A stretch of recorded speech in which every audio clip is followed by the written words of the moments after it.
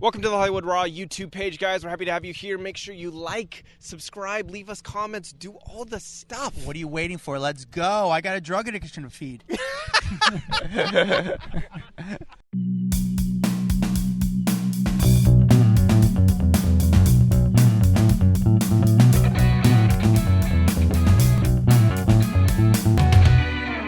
Welcome to the Hollywood Raw podcast. Over there is Dax Holt. My name is Adam Glyn. We are two entertainment news journalists with more than a decade experience. Dax has been doing a little bit longer. It's because he's 2 years older than me. However, I read at a higher level, so it kind of breaks off. We're sort of even. Dax, how are you, sir? I'm doing good, and now everyone knows you're a big fat liar because you know my reading level is way higher than yours. Actually, the way you've been reading, how long did it take you to get Ozempic down, okay? So I didn't say my speaking talents. I didn't say speaking talents. I said reading. And most of it's come from having to read all these headlines every day during the Raw Rundown. No, that is true. You are way smarter than me. So I think the audience already knows that. Guys, it's the end of the year. It's 2023. It was a good year. I mean, it's so funny. You start the year, and then there's always a death way too quick in the year. Mm-hmm. And everyone's like, so quick. And, 2024, unfortunately, someone's going to be taken from us. And everyone's going to say, man, right away it happened. But 2023 overall was a unique year in entertainment news. I think it was stuff that we did not see coming. In this episode, we're going to talk to you about the biggest stories of 2023. Dax, you helped me put together this list of the stories. How did you judge of the top 10 biggest stories of 2023? I went straight off the data, dude. I went off the most trending, biggest Google searched, the topics that people wanted to know the most about. So this isn't subjective. This isn't like when we do the Raw Rundown, it's subjective. It's what we think are the biggest stories of the week. Somewhat subjective. Also, there is some data, but sometimes it is subjective. Sometimes there's some picking and choosing. This is all data proven. This is all data going off of the most searched terms, most searched people of the year. So that is how this top 10 list has been put together. So if your big story didn't make it, it's because you didn't Google it enough. Yeah. This is all data proven. This is not us saying, oh, we think this should be there, that should be there. Oh, how's not Kim and Croy in this countdown? Which thankfully it is not in this countdown. And neither is Kanye, so you guys can stick around. Yeah, exactly. Kanye would have been maybe top 20 if we made it at 20 stories, but this is the top 10 time-wise. We're only doing the top 10. Before we get to the top 10 stories, the biggest stories of 2023, you guys have listened to this podcast before. You know how much we appreciate these reviews. When you give it to us, we read them live on air. Dax, do you have a review ready for us? I got one. All right. This one comes from Christy Sue. 5 stars.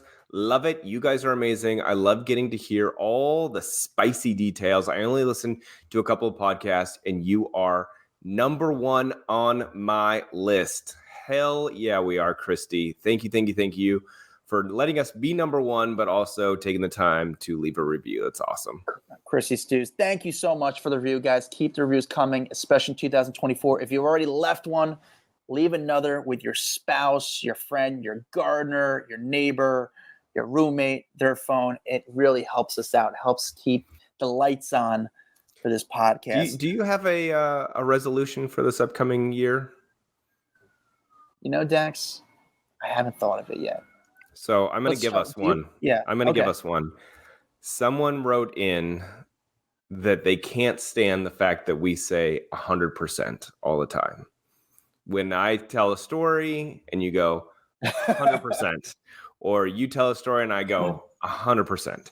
So our resolution is going to be not to use that phrase in the year 2024.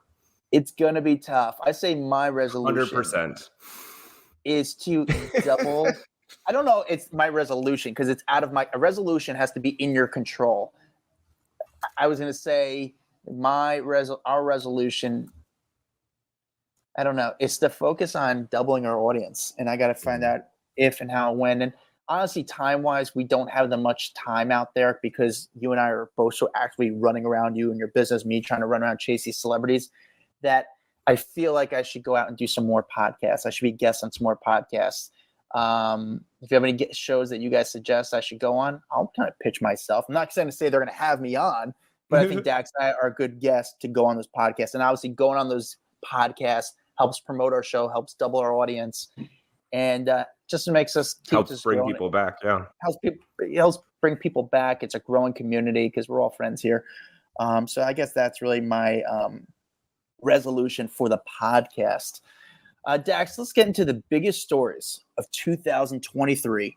We're going to start with number 6. No, I'm kidding. We're going to start with number number 6. It's really funny that the end wrap up, we just throw a whole kink at it and just go from 6 to 8 to 2, just really mess with people. All right. Yeah. Number 10 is Kylie Jenner and Timothée Chalamet. Their relationship was one of the most talked about, most Googled, most interesting relationships of the year. Not number 1 relationship to be talked about this year, but high up there. A lot of people fascinated with this whole thing. So if we go back and kind of look at when they first got together, if you remember, this was early in April 2023 when Dumois actually reported that the two of them were dating. She did one of those posts that just said, this was anonymous. Multiple sources have told me that Timothée Chalamet has a new girl, that girl being Kylie Jenner. So that was kind of the first report of the two of them dating. Then you flash forward to April 13th and Kylie Jenner's car was seen at his home. So that obviously was like, oh shit, like there is actually some possible truth to this.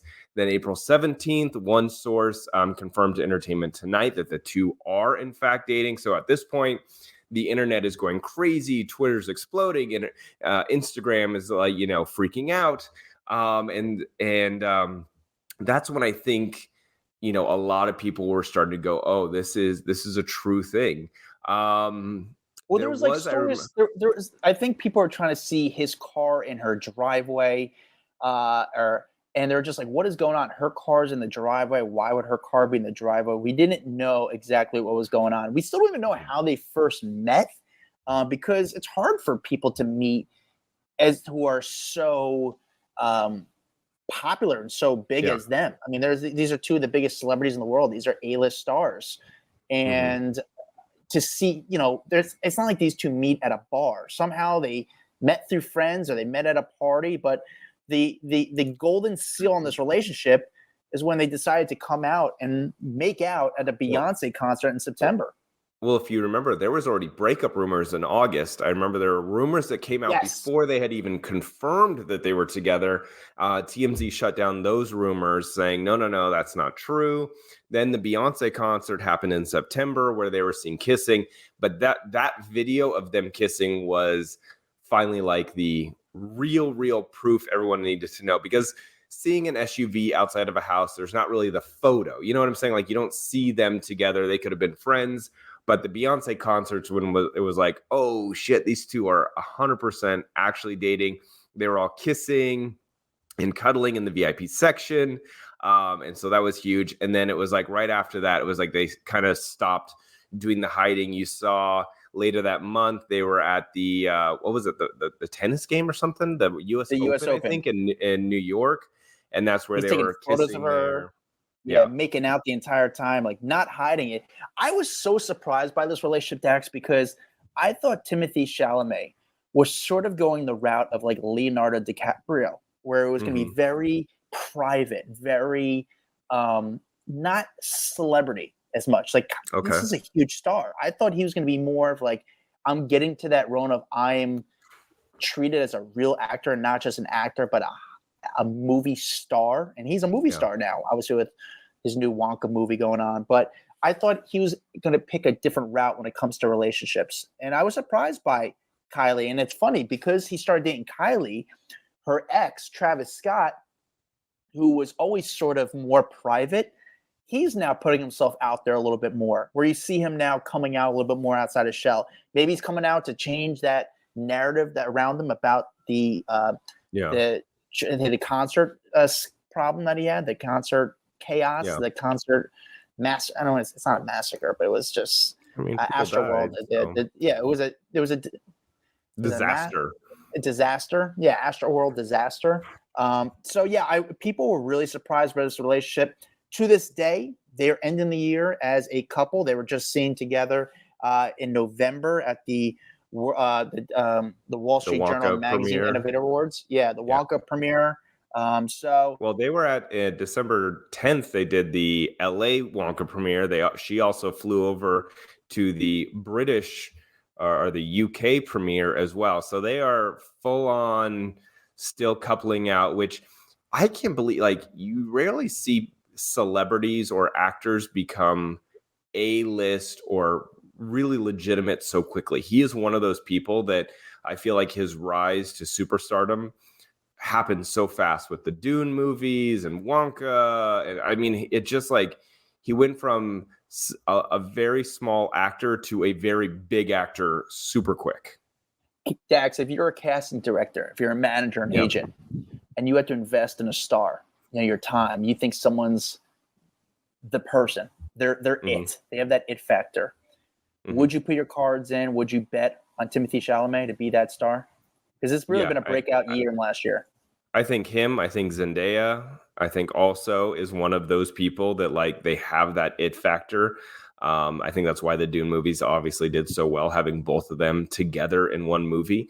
But yeah, 100%. He seems to have that thing, and he attracts a very young audience, and he's bringing people into the movies. Well, her sister wasn't the only one to make a news story this year. Her sister, Kendall, also started to date.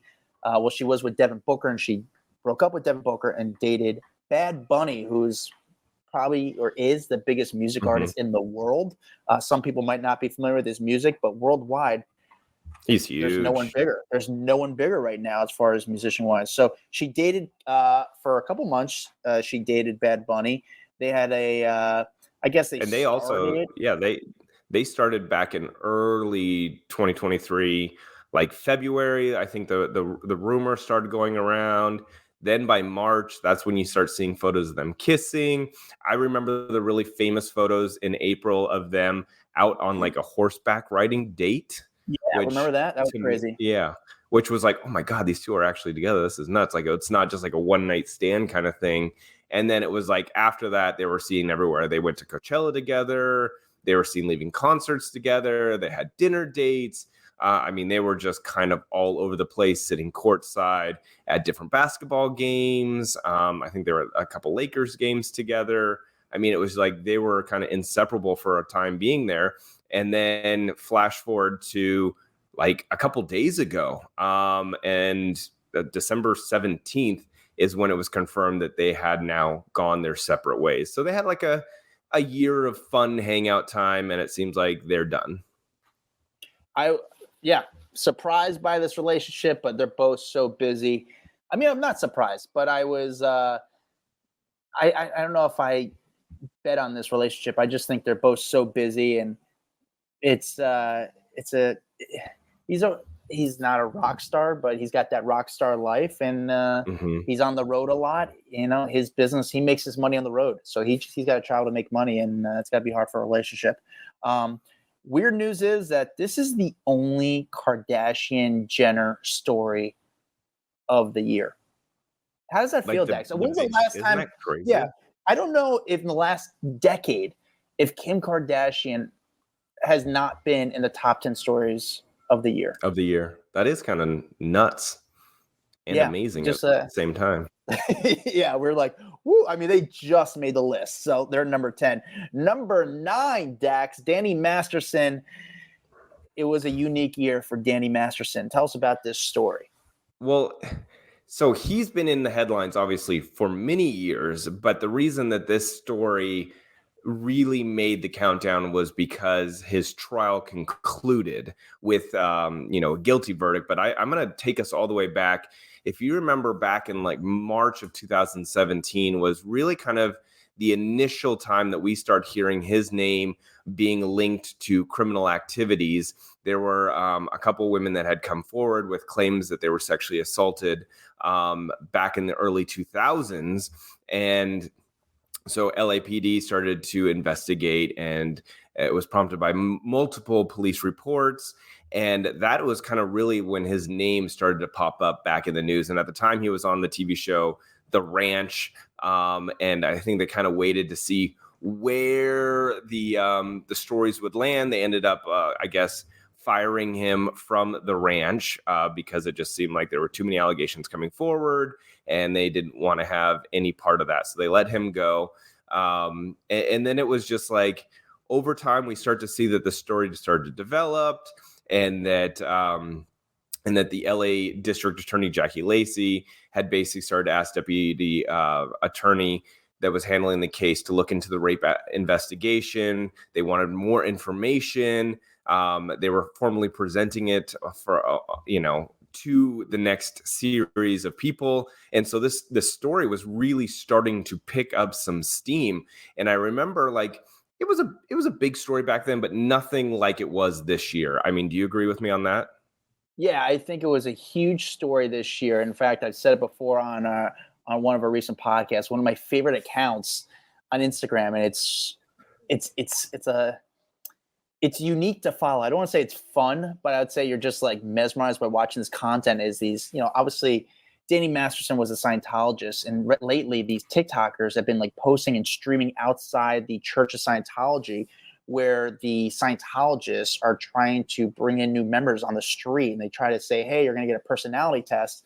But instead, what they do is they bring them in, they try to sell them some books and try to make new members. But people say, don't go in. It's a cult. It's a cult. This guy, Streets LA, it's a fascinating TikTok. I mean, it's sort of tough to watch, but you'll just be fascinated watching it. This story, by the way, with Danny Masterson really started to take a turn once Ashton Kutcher and Mila Kunis spoke on Danny Masterson's behalf. It didn't take the turn because of that. It took the turn because he got charged. Well, he got charged, but before he got, he was charged, but he wasn't convicted. They spoke before he got convicted. Hold on, I have to back up, because I think the reason that it also got a lot of attention was, if you remember, first he was charged with everything back in 2021. He pled not guilty back then. They went to trial. There was a mistrial at one point. They went back to trial again. He was found guilty of 2 of the women's allegations, but not the third one. So then they went back to trial. I mean, it's just been, he's been in and out of court.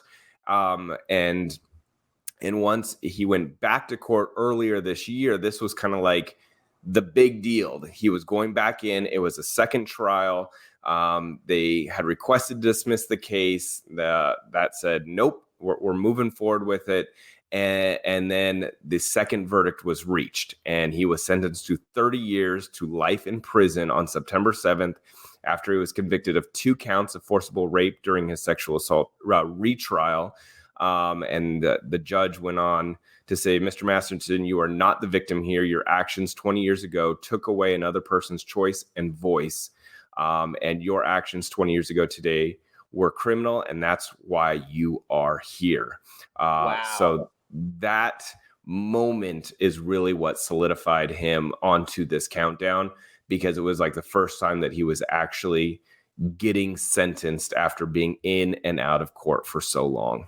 Yeah, the sentencing was a big part of it. But Dax, walk me through Ashton Kutcher and Mila Kunis' involvement with this story, because they got a lot of backlash for Danny Masterson's story. 100%. So they had actually sent a letter of support to the judge that was not ever supposed to be public. And that was where they really messed up here, because someone got their hands on it and published the letter. And they had basically referred to him as a quote unquote role model and a quote unquote extraordinary, honest person, that he's among a few people that I would trust to be alone with my son or daughter. I mean, they really went out and said he had exceptional character, tremendous positive influence over them, like really just made him seem like a fantastic person. But on the other hand, you got to go, yeah, he may be fantastic to you guys, but you don't know what he is doing behind closed doors. And I think you see this quite often where you think you know someone, but like you don't know what they're doing when you're not around. You know, they're on a different level than maybe some of these women that he had interactions with.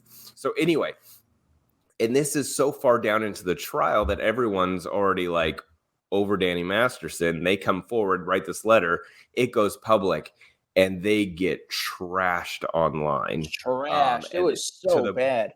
So bad, to the point where they then had to go do this video where like she's not wearing makeup. He looks like he just rolled out of bed, so that they kind of like look, I don't know, like not like superstars, relatable. Yeah, I guess you would say. It was a somber video, just speaking, and they shot it on, you know, obviously a cell phone. It wasn't like a production, but they had to show their sympathy for the situation. Victims. They said we support victims, and they're basically like, look, like this is just us talking about someone that we know and tried to make good. But at that point, I feel like they had already done so much damage anyway. Man, but this cost them work. I mean, I wouldn't say cost them work, because it wasn't much work. Before this happened, before the backlash happened, Mila was actually going to direct Matt Rife's comedy special. And then I think because of all the turmoil around all this, she either stepped down or she probably said, hey, Matt, I shouldn't do this. It was sort of like mutually like, hey, I don't think you should really be involved with the project to take the attention away from directing Matt Rife's comedy special. He lost the job. Well, he was actually working on, he resigned. He was on an anti-sex abuse organization. He was part of a charity program where he basically resigned from working on it. Sex trafficking. Yeah. Yeah. So it was just, I think going forward, bad PR all around. Bad PR all around. But I think in the future, I think a lot of people, especially when it comes to celebrities, even more, these high profile cases, sending in that letter, speaking on someone's behalf, it could really, even though you're friends with the person, it's one of those things like it could really bite you in the ass. And it did for Adam Mila.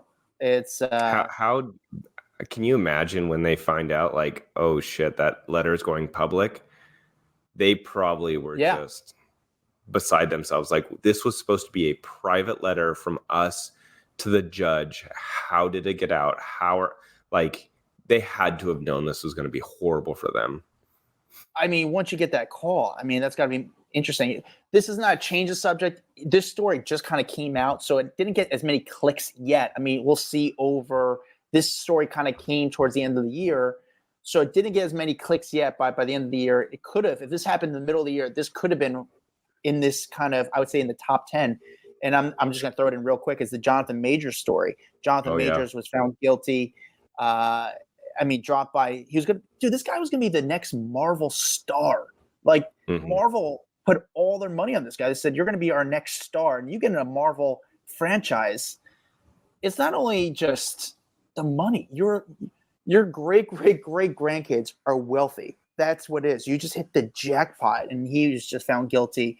And then got fired from Disney. So, yeah, he was convicted of reckless assault and harassment, and acquitted of I don't know. So I don't know. It's bad news for him as well. But yeah, this is weird shit. I can't believe that story happened. This guy's gonna have just tough year for that guy as well. Number 8. Well, Britney did not avoid our top 10 countdown, and not because of her Instagram, not because her dad lost her leg this year, but because of her divorce. Obviously, she had a very quick marriage to Sam Asghari. They had been together for a couple of years, and then ended up deciding to walk down the aisle in June of 2022. They had a bunch of people there, Madonna and Paris Hilton and a bunch of other people as they got married. But then they ended up saying that was it. He accused her of basically cheating on him, is at least the initial stories that come out. What are the reasons that the marriage was ending? I think it was like August 16th of this year that the news broke that he was going to be divorcing her, and the whole cheating rumors had come out. But they got married. They got married what, June 2? So they got married June 2022. They got divorced, or was announced they were divorced when? August. When was it, Dax? It was mid-August. Mid-August. So like August 16th. I personally did not think Sam, to me, at least what I saw through the small interviews he would do with journalists and stuff like that, I actually thought this was going to go the distance, this relationship. I mean, they dated for a while before they decided to get married. Yeah, but she also got really weird on social media, dude. I like really weird. So he was really with her. He was with her during the time that she was under the conservatorship, and things seemed to be going very well. The second that the conservatorship ended, I think is also when things took a bit of a turn for them. So say what you want about the conservatorship. I think there were aspects of it that were keeping her life in check, unfortunately, that, we maybe not agree with, because people should be able to make their own choices. But I think there are certain aspects that when you're struggling with mental health, you may not choose to be making the right choices that are good for you. You know what I'm saying? So I think that's probably where things started to go downhill. She started to get very sexual on Instagram after the conservatorship ended. Are you saying, Dax, that this relationship could have lasted if Britney just got off Instagram? I don't know if it's Instagram, but maybe there was something to be said with, her life being a little more structured. And I'm not saying the conservatorship was the best. Sorry, I'm still dealing with this cold, so I apologize. I'm trying to mute most of my coughs for you guys, so you don't have to hear me hacking your ears. But I apologize if one or two slips through. No, but I think that the structure was probably beneficial to their relationship, because when it all broke down, I think their relationship also broke down. At what point, Dax, with Britney, and this doesn't sound weird, does the money start to maybe run out? Do you think there's just so much passive income that she's able to really not work? Or yes. With Britney Spears, yes, there is constant money still flowing in from all of her albums, all of her records and hits and all that kind of stuff. I think that is forever wealth for her, because she is still someone that gets played on the radio all the time. So I think she'll be set for life. I mean, she's blown through a lot of money, and a lot of that money was generated from her tours. You know what I'm saying? So I think you can eventually run out of it 100%, but I think she'll still be good for quite a long time. Okay. And I think she could sell her catalog and make a shit ton of money too if she really wanted to. If she really needs to, she goes sell the catalog, which has been the trend of the last 2 years. All right, that's enough with Britney, because she's just a tough one to discuss for me personally. Is it a tough one for you to discuss? Because it's just like to me, it's like just it's sad. What makes it hard is I want to be respectful of mental health. Sure. And so that's where I struggle a lot of, like, how do I say this in a respectful way, but also acknowledge that we're clearly not out of the woods yet, and that I wish someone on her camp was helping a little bit more. But how do you do that? I don't know, because people are going to get shit on. They tried to help her. They get shit on, I don't know. Yeah. Dax, the number 7 story, this story, man, P. Diddy. I don't know when eventually he's going to talk about it, but eventually he's got to talk about it. Tell us about the number 7 story, Dax. Number 7, this story got blown wide open in November when Diddy's ex-girlfriend, Cassie, sued him in federal court, accusing him of rape and a decade-long pattern of abuse that began when she was 19 years old. She was, if you got to remember, she was signed to Diddy's record label, Bad Boy Records, but she alleged sex trafficking, human trafficking, sexual battery, sexual assault, and gender-motivated violence, among other causes of action. The filing claimed that he had controlling behavior, and that started when they met back in 2005 after she signed a deal with Diddy's record label. And then he basically exerted complete control over her life, including her apartment, car, clothing, and other medical records, keeping basically her under his thumb. And so this was huge. And you actually saw a lot of people come out of the woodworks basically saying, we knew that this was happening for a long time. Thank God Cassie finally has the guts to go up against such a mega powerful person in Hollywood. I remember Aubrey O'Day came out and basically backed her and said, good job for saying something, because you remember Aubrey and Diddy had a bunch of issues that they collided with over the years. And so this was the initial thing, and everyone was like, holy crap, this was huge. The next day. Well, hold on. Before that, but the next day it got settled. But before that, a representative for Combs denied the claims, calling the allegations offensive and outrageous. And after Ventura, Cassie demanded $30 million from P. Diddy. So apparently they tried to, before the case was going to go public, they said, listen, well, that's what that's what Combs' lawyer was saying, listen, they wanted $30 million to shut up. The next day, Dax, the story it goes away. How? So clearly, money. Combs opened up his checkbook and said, I need you to stop talking. What is it going to cost? And she may have said $30 million. I said it clearly the first time. I'm going to say it again. We don't obviously know what that money amount is. And we'll never know. We'll never know. But I wouldn't be surprised if it was upwards near $30 million to make this go away. But what I don't think he took into account was that Cassie's went away and then two more popped up. We knew it. We called it. We said this is going to open up the floodgates for a lot of other women to come forward. And sure enough, a lot more people came forward. Well, two so far. Two more came forward, claiming that they had also been sexually assaulted by Diddy. And so his 30 million went to closing the mouth of one person. Unfortunately, I think that a lot of times that testimony or that, experience, I think should be talked about publicly, because there's a lot of people that don't ever come forward and don't say their truth because they're afraid of someone.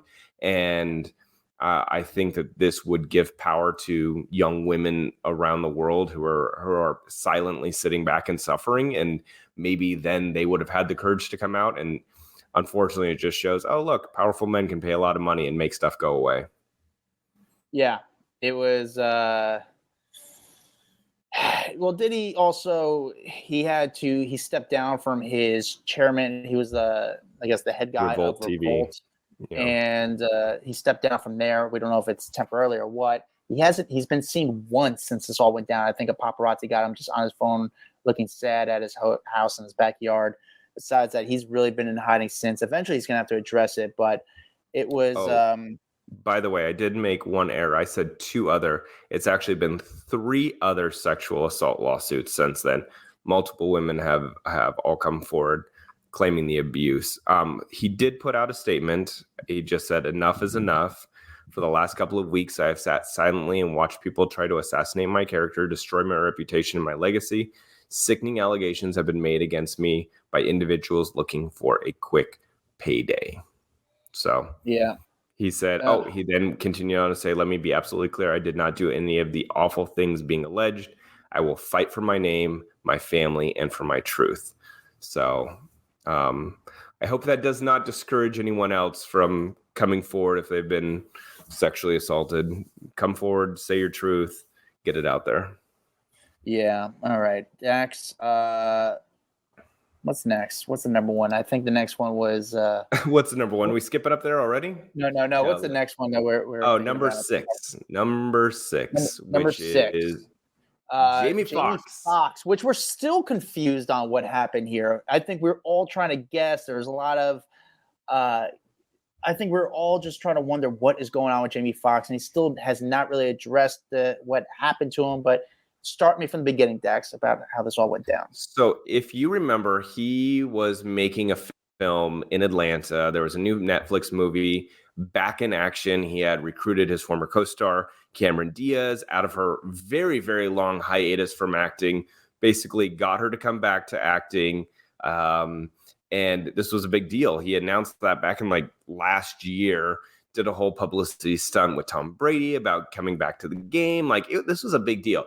They went to finally actually start filming the movie, and then it was like something happened, and no one really knew what the hell had happened. Everyone's like, so wait, there was some medical emergency. There were a bunch of stories coming out about this medical emergency, and he was rushed to the hospital. And then it was like for weeks and weeks, every story was Foxx is still in the hospital. Jamie Foxx is still in the hospital. He's awake and alert after weeks of waiting for anything. They were just letting out little tiny bits of information, but never any details. And so you're just sitting there going, what the hell happened? Like, is he in a coma? Like, why aren't they giving us any information, any details as to like what is happening with this guy? And the world is like sending out their prayers. You got all these big people, Nick Cannon coming forward and saying, I hope he's doing better. I'm praying for him. And his kids or his daughter every once in a while would go, please pray for Jamie. He's doing okay. Or he's getting slightly better. But again, never throughout all of these months did they give us any indication of what the hell landed him in the hospital. What was your thoughts on this whole thing? I don't really have any thoughts. I think it was more of my thought, honestly, was Jamie Foxx's team. They didn't mind people wondering about him. I think they kind of just sort of sad, and they wanted people to think about like, hey, maybe how would you guys feel if Jamie Foxx, like there's a chance that he could possibly leave us? And again, it could have been that extreme that he possibly could have happened. But I think they didn't mind having that sort of attention with us. Maybe it's for prayers, maybe it's for press, maybe it's for media. I that's why my feeling was, as a public person, I thought they should have had a little bit more they should have been more vocal with the media what was going on with him. And I know it's sad because it's private and everyone deserves privacy, but I think the other part of it is they didn't mind people trying to put their own narrative on the story because it was good exposure. So it's a little controversial opinion on it, but that's just what I thought of it. So it took until May for him to really like break his silence. And again, we don't know if he was breaking silence or if someone was writing a post for him. But the first Instagram post basically said, appreciate all the love, feeling blessed, and then gave a little shout out to Nick Cannon, who replaced him on their TV show. What was it? Shazam? Beat Shazam. Yeah. Replaced him. And then there was a story that came out mid-May that said he was recovering in Chicago. And then it was like, after all these months, he just kind of started to appear in public, which was really strange. He was seen on a boat one day, and he just kind of came back, and that was it. And it was like, again, no one knows why. I know that he had what was he at recently that he made his he was at an award show and made his like the Critics' Choice Awards or something? It's one of these award shows that and he said, he during his acceptance speech, he said something to the fact of like, I couldn't do that 6 months ago. I couldn't actually walk at all. And, I'm not a clone. People are saying there's a clone out there. It feels good to be here. I cherish every single minute now. It's different. I wouldn't wish what I went through on my worst enemy because it was tough. It's almost, again, I'm like, say what it is. Like, people want to know what the hell happened to you. And we've decided he's going to save it for when he really needs it. And it might be when his big movie with, what's her name? Cameron Diaz. Cameron Diaz, when it actually goes to theaters. That might be the moment that he actually talks about it, because he's going to put a ton of press surrounding the movie. He was filming the movie when it happened, blah, blah, blah. That might just be when he starts to talk about it, because that's because you can monetize it. Good for the movie, good exposure. You can monetize off it. Yeah, it's so, again, my opinion is a little bit sort of. And I told you what, like, that's just the business. I told you and the audience what I think happened. You think, remember rehab. My theory? You think rehab? I think it was rehab. Yeah. You think rehab? And again, working that's too hard. 100% a theory. Yeah, I think that is 100% a theory that there was rehab that was needed. He was dealing with something and had to get away, and that was the best way to kind of have it covered up. That he disappears for weeks on end. No one knows where the hell he's at, and it was a rehab stint. But again, 100% theory. There is no facts or basis behind that. It's a theory. So that's all. Dax, number 5, we have to go into just some of the people that we lost in 2023. Obviously, it's this list. It always happens every year, but some of people, we can't get into everyone, but there's some people that are very notable, and we were just caught off. I don't want to say caught off guard, but it's just like, damn. That's really, it's like, fuck, damn. You give me one. We'll go through a couple of them. Yeah. Well, Lisa Marie Presley obviously was one of the big shockers of the year. I mean, she was literally out at, I want to say it was the Golden Globes, like a week before she passed away. And she ended up passing away from complications from weight loss surgery, is what the official determination of her death was. She was 54 years old, and she died on January 12th. So it was like early into the year, one of the first big ones of the year that people were just shocked by. Yeah, back in April, we lost Jerry Springer. Jerry Springer was 79 years old. He had pancreatic cancer, and he wasn't very vocal about it. He kind of lived a private life, but it was always still working. Everyone who worked with him or worked for him loved him. My personal experiences being around Jerry was so good. He was so cool. He got the joke. He knew what he did as far as the Jerry Springer show was just, he knew it was just kind of ruckus and chaos, but he just went along with it. He made the joke before you did. He was also, besides the Jerry Springer show, he was a former mayor of Cincinnati. He was the guy who helped popularize trash TV. He just had a wild show. What about someone else, Dax? Paul Rubens, Pee Wee Herman. So this was a big one. He died at the age of 70, and I think the official cause was hypoxic respiratory failure, which basically means when your lungs cannot release enough oxygen into your blood. And then he also had 2 forms of cancer at the time of his death. That was kind of also underlying causes. And I guess one of them determined to be acute myelogenous leukemia, which is like a cancer of the blood and bone marrow. And then he had a form of lung cancer as well. So dealing with a lot, but that was a huge loss. I mean, I grew up watching Pee Wee Herman, and a legend. Like, loved his movies back in the day. So that one kind of burned a little bit. Iconic character, Paul Rubens and Pee Wee Herman. Not only that, he was also good in what was that Johnny Depp movie? Everyone's going to call me back. Remember, he was in Blow.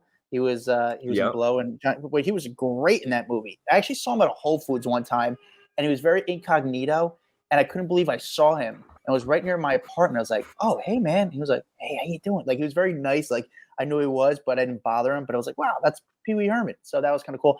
Another person who passed, who was a former guest on our podcast, Suzanne Summers. She had breast cancer, and it spread to the brain. we had her on the podcast, and she was one of my favorite guests we've ever had. Oh, I almost said 100%. I'm going to take that. I'm going to take it back. 99%. 101%, because she really was.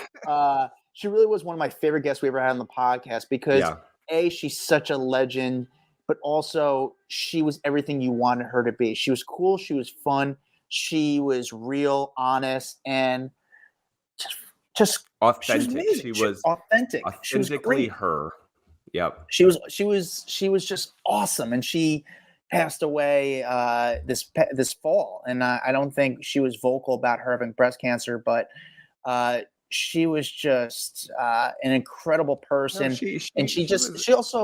she did some crazy things in Hollywood. She broke grounds for a lot of stars in Hollywood, and not just in Hollywood, in the business world. She created products before. She was like the original influencer in ways. She was just incredible. Thigh Master was huge. She had told us exclusively she made $300 million off of the product. That's what got a lot of headlines after she came on our podcast. But yeah, like you were saying, she broke a lot of ground, especially for actors, female actors in Hollywood, who their pay was not justified because the men in Hollywood were getting paid more than them just because they were men. And she came out and she that was essentially the reason that she was off of Three's Company, because she demanded more money. And they said, fine, no. And it was like a really big deal at the time that they were willing to let her go rather than just pay her what she deserved. Dax, who's someone else?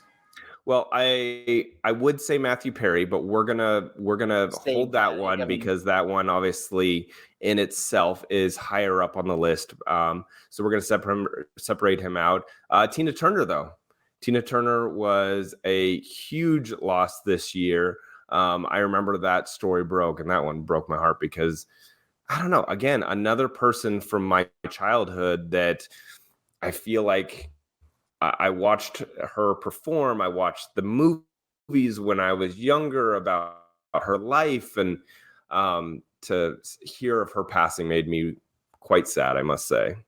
Yeah, Tony Bennett passed away, who was a big part of my childhood as well. I remember like playing basketball with him growing up. No, he was a lot older. But he was. Dax, you're supposed to laugh at that. That was a joke, saying I played basketball with Tony Bennett growing up, but you missed that. Sorry, I was trying to find Tina Turner's age because I didn't mention it. And she was 83, and she had failing health, so there wasn't like some craziness. She was just an older lady. Tony Bennett passed away. Artist, actually, people don't know he was very big into art, but also, it's a legendary singer. I've gotten to meet him. I got to see him a lot. He'd always walk down Central Park South. Lady Gaga became a really big collaborator with her. Close friend of his. Yeah. I remember seeing the 60 Minutes episode about it. I guess he had dementia or Alzheimer's, one or the other. I know I'm going to get that wrong, but it was just, he was a legend.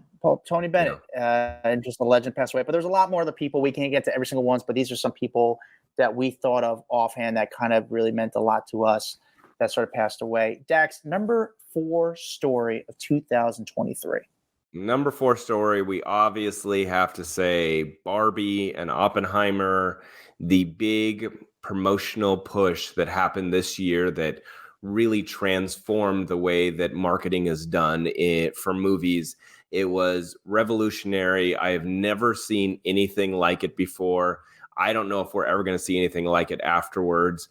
But the way that Barbie promoted their movie in regards to getting people to dress up, to feud with each other, to put a competition between two movies, which, are you going to go see Oppenheimer? Are you going to go see Barbie? Oh, how about you go see both of them in a back-to-back movie theater matinee?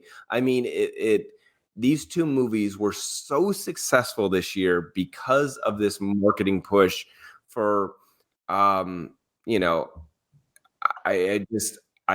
shocked by it still to this moment, because I think I've told you, like, I watched Barbie. I think it had a great message. I didn't think it was the greatest movie. You know what I'm saying? Like, at the end of the day, I was like, oh, the visuals were really cool, but like, it was all right. I didn't think it was a movie that would have made as much money as it made. Yeah, listen, I miss going to the movies. I'm a huge movie guy, and I miss going to the movies. And this just gave something people to look forward to. And it actually goes really into the marketing of it. The marketing of the movie was fantastic and was incredible. And I still can't even really narrate how it was so big. It's hard to describe what they did marketing wise, but they sort of pinned Barbie and Oppenheimer not against each other, but made people, the two movies coming out at the same time was beneficial for both films. Crazy enough, and saved the film industry. In fact, like the Oscars coming up in a few months, it's like there's no excitement because people don't go to the movies anymore. So Barbie was a huge success. By the way, it ended up making $1.4 billion worldwide. It made it the 14th most successful movie of all time. Like, let that sink in with all the movies that are out there. It is the 14th most successful movie. And then Oppenheimer ended up raking in like $250 million, which that is unbelievable on its own. That's a huge number. That's just from the box office. That's just from the box office alone, which doesn't happen anymore. So that's almost like free money for these studios. These studios must have been like, "Oh my God, this just saved us." Barbie and Oppenheimer saved jobs in the film industry. That's how big it was. Think about Mattel. I bet this blew up sales. You had people walking around with Barbie shirts on and stuff like all of that. I'm sure Mattel made a ton of money off all Barbie merchandise. The other movie that I didn't realize that did so well was Super Mario Brothers. Did you know how well that one did? I did not know, but it's funny. I just started watching it recently. It's sort of like a fun movie. I didn't finish it, but it's on Netflix right now. I was watching a little bit. Fun movie. It made $1.3 billion. It came in right after Barbie, and it's the 17th most successful movie of all time. And I'm like, we're all talking about Barbie and Oppenheimer and how much money and the marketing and how great it did. I had no idea that Super Mario Brothers did so well. And the crazy part about that film is the actors who did the voiceovers, which, let's be real, it's not that difficult of work. How much money they're going to make on that for just doing a voiceover. Work. So that's a great payday for those guys. I mean, they're doing great. Dax, number 3 story of 2023. All right, let's get back to Matthew Perry. He was the number 3 biggest story of the year. And again, this is all going off of data, Google Trends, search topics. It put him in number 3, but shocking death this year. I was floored by this one when I saw this pop up on my phone as an alert. My mouth dropped open. Massive Friends fan. We have the entire series on DVD at my house. So we have watched every episode. Anytime a little clip comes up on an Instagram, I find myself watching it. Huge Matthew Perry fan over the years. So this one was a killer, but he ended up, passing away in his hot tub. And he wasn't in his hot tub for very long. I think his assistant had stepped out for a couple minutes to run to a store, came back, found him underwater, and was not able to resuscitate him. We were waiting for quite a while to hear the toxicology results since he had passed away in October. And those toxicology results did come out, and they said that he had died from acute effects of ketamine. So you know more about ketamine.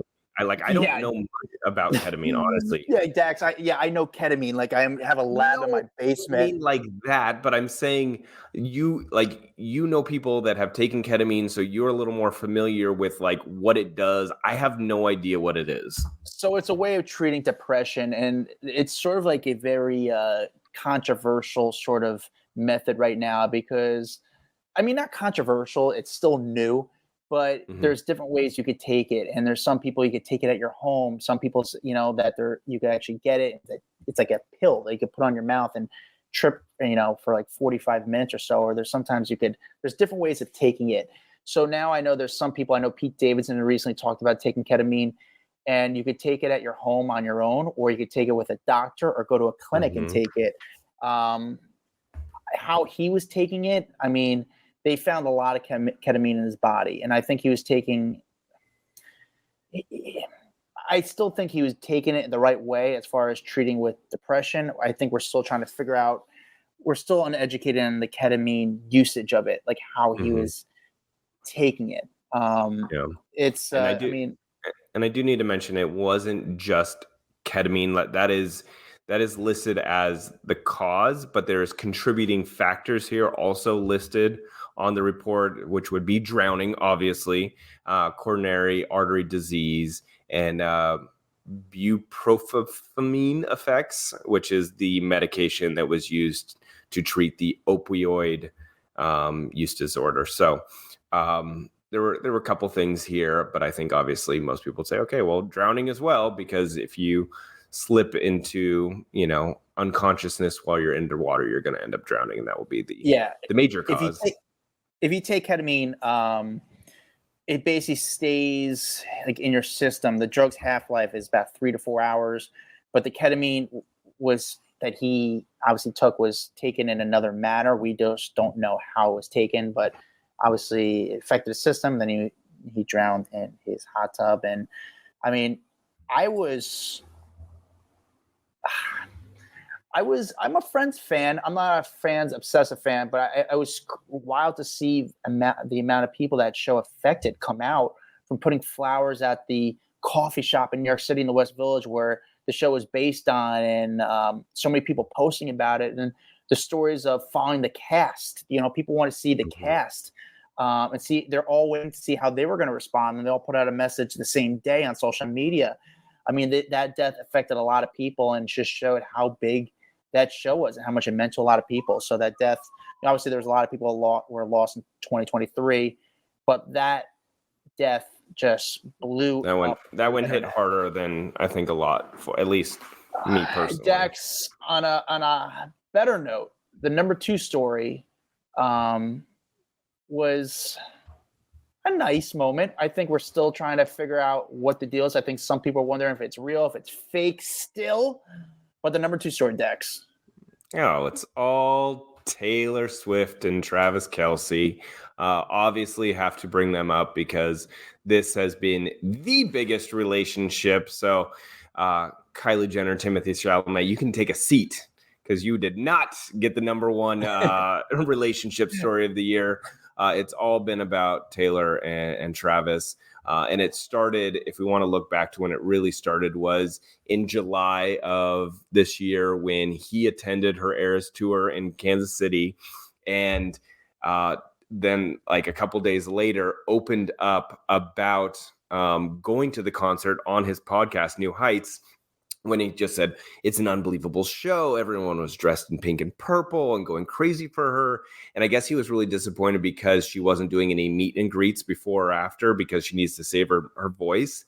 And he was like, I just wanted to give her a bracelet with his phone number on it. Like that was going to be his way of, shooting his shot. And she ended up hearing about it and reaching out to him. And that's kind of really what kicked off their relationship. And they apparently had a private relationship behind closed doors for quite some time, somewhere in between July and September when they really kind of went public, and she showed up to his first football game. But they were there hanging out, dating behind the scenes. And then she showed up to that Chiefs game. And obviously that's when things started to really kick off. She was there in the booth hanging out with his mom, and they afterwards went to like a restaurant in his convertible. And then it seems like since then it has been in full swing. She's been to numerous of his games. He flew down to Argentina to watch her perform, was hanging out with her dad.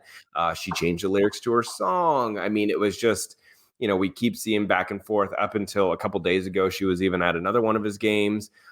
Dude, I'm saying it. I think it's legit. So you think this story, this relationship, it's gonna go all the way to the altar? Dude, I don't know if it's gonna go all the way to the altar, but that doesn't mean that it's not legit. I think that this relationship shows so much more signs of it being real and authentic than some of her other relationships in the past. I think that they're super cute together, and I'm here for it. Yeah, I mean, I do think this relationship is going to end because they're so committed to it, and Wait, you think they're it's not going to hiding. end? No, I think it's an end at the altar. When I mean end at the Oh, altar, I think they're going. I think they're going the whole route. I think she's been with enough people, famous people in her career, and she's getting older. Where I think it's just that part of her age. It's that time in her life where she's like, okay, I need to she's settle also down. conquered everything. Like she has done it all at her age. She has become the biggest celebrity musician on the planet. At this point, I think the next logical thing is family for her. You know what I'm saying? Yeah, that's why I think that, it's gonna. Yeah, that's the only I'm thing with that's you. going to be more rewarding for her than a career will be family.